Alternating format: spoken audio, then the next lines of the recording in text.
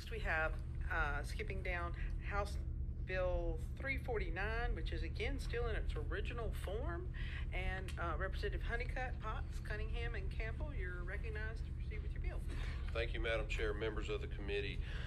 House Bill 349 allows a healthcare power of attorney and an advance directive for a natural death to be signed in the presence of two qualified witnesses or be acknowledged before a notary public. The Secretary of State would be required to accept the documents and would be authorized to remove records of the deceased registrants. I stand for any questions. There was healthy debate in health and passed unanimous. Thank you. Questions from the committee? No one signed up for comment. Representative Butler has a question. So has there been conversation with the Secretary of State? Do they think they can actually implement this, or are you going to make an appropriation for the purpose of implementing this work? To the best of my ability and my knowledge, they're fine with it as is. Okay. Representative Carver. Just a motion at the appropriate time. I believe this is the appropriate time. Make a motion, favorable report on House Bill 349 with a referral to the Rules Committee for the House. You've heard the motion. Those in favor will say aye. Aye. Those opposed, no. The ayes have it, and the bill will be so reported. Thank you. Next we have House Bill 437, establish a drug-free homeless zones. Representatives Ryan, Chester, and Pickett, you're recognized to present your bill. And there is a PCS, and without objection, the PCS is before us. Representative Ryan. Thank you, Chairwoman Stevens. Committee members, I would first like to thank the other primary sponsors on this bill, Representative Chester and Representative Pickett. Currently, our homeless population is under regular threat of crime targeted by gangs and cartels. Homeless shelters experience as much as a 56% increase in violent and property crime within 100 meters of shelters. House Bill 437 works to put an end to this. By making homeless shelters drug-free zones, we reduce the opportunity for gang and other criminal elements to further victimize the homeless while holding the operators of these facilities accountable. Providing a safe and secure environment where treatment is provided and the people can get the help that they need to become self-dependent is the focus of this bill. We cannot accept operators turning a blind eye to crime that targets their clients and forces the homeless back onto the streets.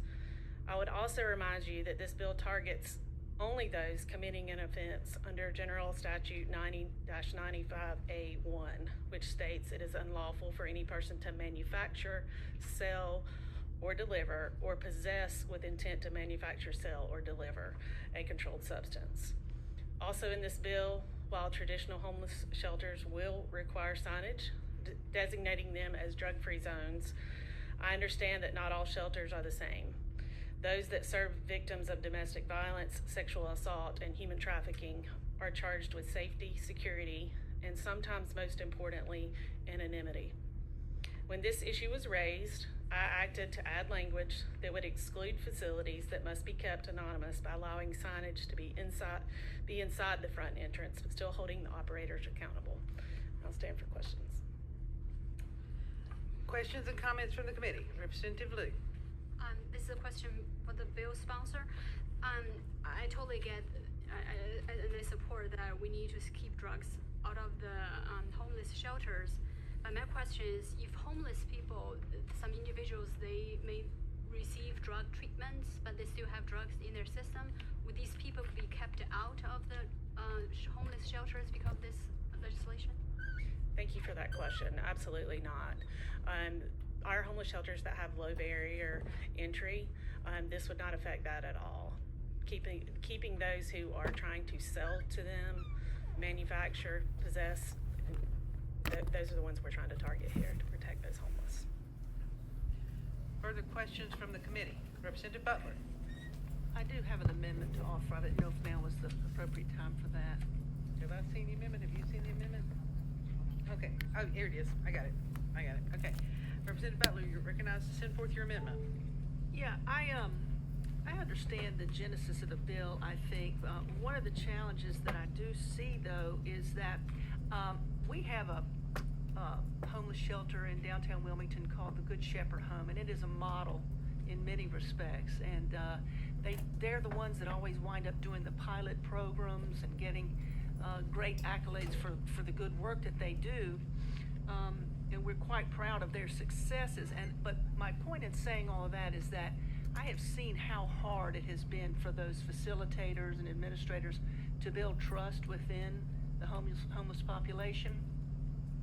And my fear is that if we charge them with the responsibility of, first of all, I have a little problem with the language about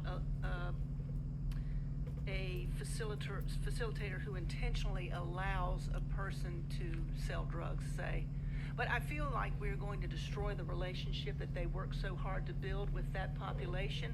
And so this amendment would simply strike that language and not undermine that relationship and not create some sort of vigilantism or fear on the part of the operator about acting in the role of law enforcement. So that would be the proposed amendment. Want to respond? Thank you, Representative Butler. If I understand your amendment correctly, it actually removes the accountability piece for the operator. Is that correct? Well, it would just take that part out so that they don't have to serve, they would not then have an affirmative duty to go looking for, I guess, drug selling behavior. Okay. So yes, I think is the answer to that I think so. question? I think okay. So I think we have to stand together and say that public money should not be supporting operators who willingly allow criminal behavior, and these people are tasked with, these operators are tasked with providing a safe environment, helping these homeless people get back on their feet, and so that they are willingly allowing that, I would ask for the committee to please vote down that amendment. Okay. Further discussion or debate on the amendment? Representative Green, are you wanting to speak on the amendment? Okay. No. Representative Butler, did you want to speak further on your amendment? Yeah, one quick other word about that. It's not to suggest, I find it hard to believe that many of these facilities, you gotta have a heart of gold, first of all, to work in these facilities and to care for this community. And I just can't believe that there are very many bad actors serving in that role. And if there is an isolated one or two, maybe that's true. But I feel like the relationship that those facilitators have built with the communities and trying to get people the help they need is more important than trying to make them enforce the law. That's the job of another entity, so. You may respond. Or you don't have to. Thank you, Representative Butler. I was just going to say, I think we agree on something here of how important these operators are. And I would just say that they're still tasked with providing this safe environment and helping these homeless people get back on their feet. So again, committee, I would appreciate you voting down the amendment. All right. Further discussion on the amendment? Seeing none, the question before the House is the passage of the amendment to House Bill 437. Those in favor will say aye. Aye. Those opposed, no. No. It appears the ayes have it. The ayes do have it. I'm sorry? I'm sorry. It appears the noes have it. Whew. Now keep me straight. It appears the noes have. The ayes prevail. Periodically, the Democrats are successful. I think the amendment. Yeah, Charles was. Charles was successful earlier. It only became friendly after a while. No, the noes have it. And the amendment is not adopted. Now, we're back on the bill as amended. Representative Green. Yes, and The PCS as amended, excuse me. Right. Y'all get me straight. And Representative Ryan, As not I amended. support the concept, and I appreciate you bringing the issue forward. And I guess the issue that I wanted to talk about is kind of related to what Representative Butler talked about, but mine is only as it pertains to the area outside of the facility. Looks like, I don't have an issue at all with an operator being responsible for what is within that facility and so forth. I have had some concern expressed about if it's not on the premises of that facility, are we holding an operator who has no control over the grounds responsible for that? And again, I have no problem with, if we're talking about the premises of the facility, or what does it say, and accompanying grounds. But if it's not his property, if it's not his, if he has no control over it, how are we holding him responsible for it? Representative Ryan. Thank you, Representative Green. I think we cover that, and I can let staff answer more specifically, but I think we cover that on page 1, line 25, when it says who intentionally allows a person to commit an offense. Something, you know, if it's not intentional on their part, that wouldn't apply. Representative Budd. I want to follow on. I think Representative Green had a really good point there. The zone, I believe, is 300 feet. So it's 100 now. Or It's been 100 amended. now. But how do you define intentionally at that point?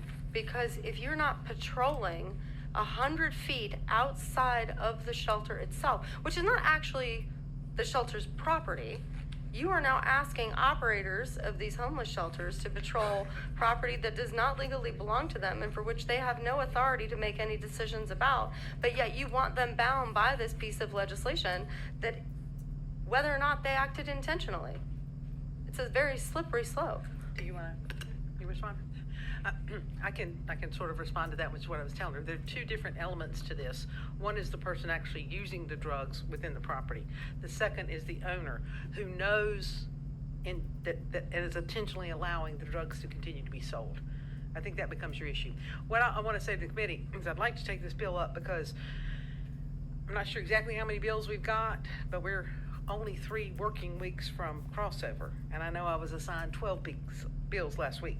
So I'd like to finish this bill today, so with leave of the body, we can continue till 2 o'clock, which allows the people from the public that want to speak on the bill to speak. So do I have leave of the committee? Seeing no objection, okay, we're good. Now, further discussion by the committee before I talk to people. Representative Budd. You're not people, you're... Well, I mean, I'm people, but I appreciate that. No, I just, I'm not sure if it's really a question or just a comment with respect to this. I understand the intent and the purpose, and it's to protect those people who are homeless and trying to help them get back on their feet by kind of removing some of the more negative adverse influences that might derail that path to stability in life. But what's missing is funding. You can't run a shelter and substance abuse programs and help people if you don't have funding for substance abuse disorders. And so is that something that was discussed in the creation of this bill, or how funding would be impacted in the event that an operator is considered to have intentionally not done what the statute's requiring him to do for purposes of private or public funds? It's not the purview of this bill. This goes to existing shelters. I'm just going to share with you a quick little anecdote in my area, and that is, we had a front page story of a guy and his mother that were going to set up a homeless shelter for men, drug abusing men who are homeless. And then 2 days later, the same newspaper had him on the front page selling drugs. The guy who was going to set the homeless thing up. So we have those concerns, and we don't want to promote and continue those things. Representative Green, you seem you want to talk.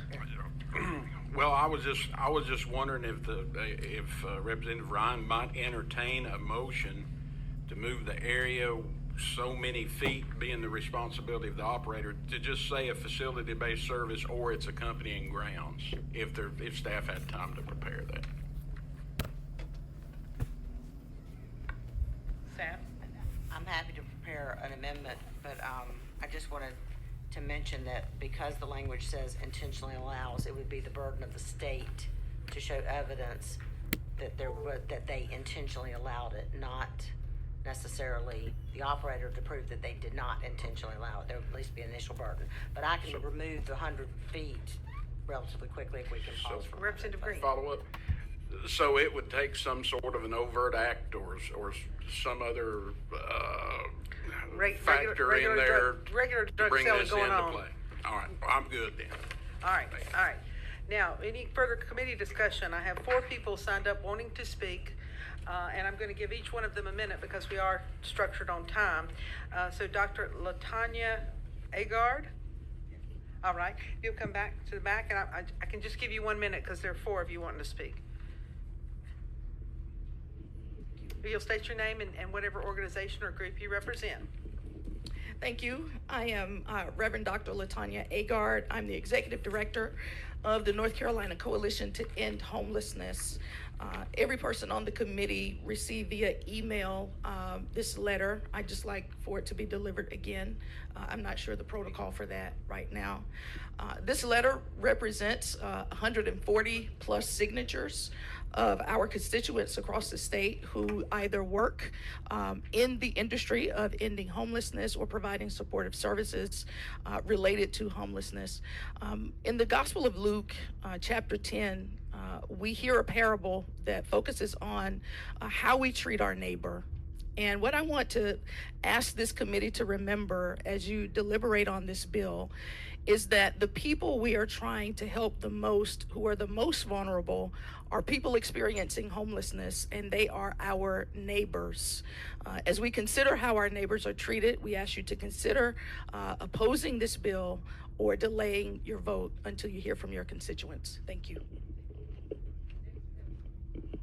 Liz Clayson Kelly? Liz Clayson Kelly, is that correct? You actually got that right. No one ever does. Thank you. Good afternoon. I'm Liz Clayson Kelly. I serve as the CEO of Roof Above. We're actually North Carolina's most comprehensive homeless service provider in Charlotte, North Carolina. And honestly, this terrifies me because it's all about how intentionally allows is defined. I absolutely support you are trying to give us a tool to hold back drug dealing. Every single day at our campuses, we see people prey upon the vulnerability of those we serve. But what it means to intentionally allow, does that mean we have to have security guards? Does that mean we have to have fencing? What is the definition of this? Because I want you to understand we have tremendous heart, people who do this work every day. We are your partners. We are not the enemy here. We want to partner to keep those we serve safe, and I'm very concerned with the language in this bill and how that's understood. Thank you. Thank you. Caden Grinnell?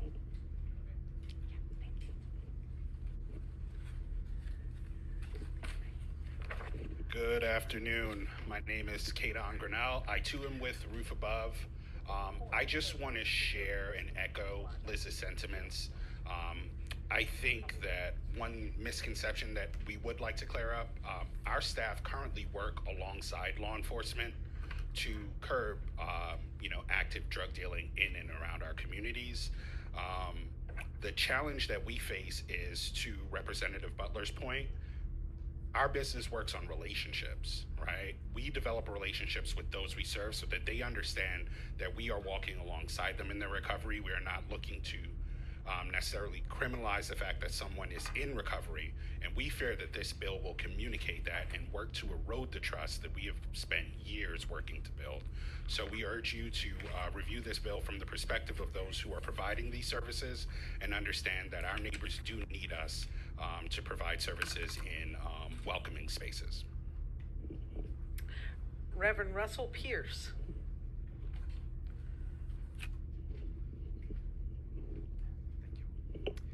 Reverend Russell Pierce, I serve as Executive Director of Housing for New Hope. We're Durham's lead agency for street outreach and supportive housing. I just want to drill down for a minute on some of the practical pieces of this. I'm sorry, is that not close enough? Drill down on some of the practical pieces of this, because one of the things we face, we have a campus, as a great example, has 20 units of permanent supportive housing. It's operated very quietly for a long time. Most neighbors don't even know that it's there and what it does. But when we started to experience intensive gentrification starting around 2018, 2023, we started having so many more people on those properties that we went from never having to have secure community spaces, never having to have cameras, to adding all those pieces and security. So we need partners to help make these facilities more secure and help us protect the clients that are there. But if we go these directions, we have to have ways and partners that will help us fund those.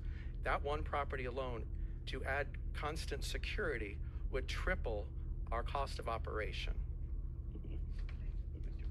Thank you for your comments. Further questions or discussions from the committee? Representative Butler. Thank you. You know, again, I believe you when you say that this is an effort to help the homeless. I do believe you, and I think it's a nice start. But the concerns that I have are that obviously 140 members of this community, the boots on the ground folks, don't understand the bill, are not comfortable with it, want it to be massaged in a certain way. And so I really feel like you could get there pretty quickly. I think you could assuage my colleague Green's issues. I would like to make a motion that we table this until next week, Madam Chair, for the purpose of gentle massage, because I think you're almost there with this bill, and I think you could get unanimous support if we just tweaked a few small elements. We don't table in committee. We can displace, but we don't table. Well, then No, I'd we're like to gonna amend displace my it. motion to displace the bill until next week. Do we need a second? No. Those in favor of displacing the bill, say aye. We're almost there. I'm sorry, Madam Chair. I know, we're almost ready for a vote anyway. Those in favor of displacing it, and I'm assuming you oppose displacing it, you're ready to proceed? And the bill committee, the bill sponsors against it. Those in favor of displacing the bill say aye. Aye. Those opposed, no. The ayes appear to have it. Ma'am, the ayes do have it. I didn't hear how she said it. She didn't phrase it. Huh? The noes have it. I'm sorry, y'all gotta keep me straight today. Y'all gotta keep me straight today. The That noes was have it. The confusing. noes clearly had it. And there is the bill, not amended bill, the bill. PCS.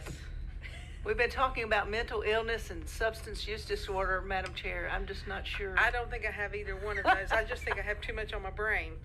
You should have been in my elections committee this morning. Anyway. All right, so we have a motion from Carson Smith on the bill. We're on the bill. Are we on the PCS? You may say one thing. Yeah, I think, and again, I will defer to the lawyers on here, and I know there's all different kinds of law, but when I look up intentionally is in the legal aspect, it looks like to me it means acting with conscious purpose or designed to cause a specific result. So I don't know that, again, I'm not the attorney, but I don't know it's going to be a problem that some folks, I understand the concern, but I don't think we have that. With that, I'd love to make the motion. You're recognized for the motion. Madam Chair, I move for a favorable report to the PCS of House Bill 437, unfavorable to the original, with a referral to rules. Thank you, and I'm not even going to try to repeat it because you got it right. Those in favor of the motion say aye. Aye. Those opposed, no. It appears the ayes have it. Am I correct? The ayes have it, and the bill will be so reported. And there being no further business, apparently 6 bills is something we can handle, and we will try that again next week. We are adjourned.